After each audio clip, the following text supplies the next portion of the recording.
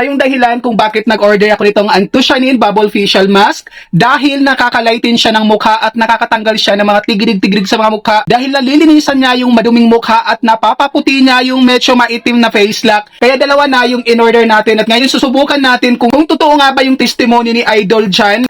Dapat pala kapag may tagyawat tayo, hindi siya titirisin, hayaan mo lang siya kusang lumabas, yung parang bigas-bigas kasi maghihilom po siya ng kusa, babalik lang yung balat, hindi mabubutas. Bawat isang pack na ganito, may laman po siyang 12 packs or ganito po.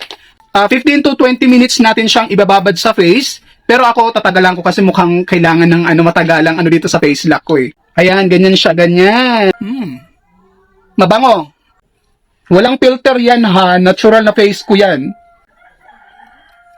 Dahil lang pas 30 minutes na yung dinagay nating Anthocyanin sa ating face lock, ilamusin na natin siya ngayon kung talagang nakapagpa-fresh. Oh, loko. Mukhang may effect naman. Wala akong filter ha. Kita nyo naman yung pimple marks ko kita. Pero in fairness be. O diba, mukhang may effect be. O paano pa pag tinuloy-tuloy natin yan?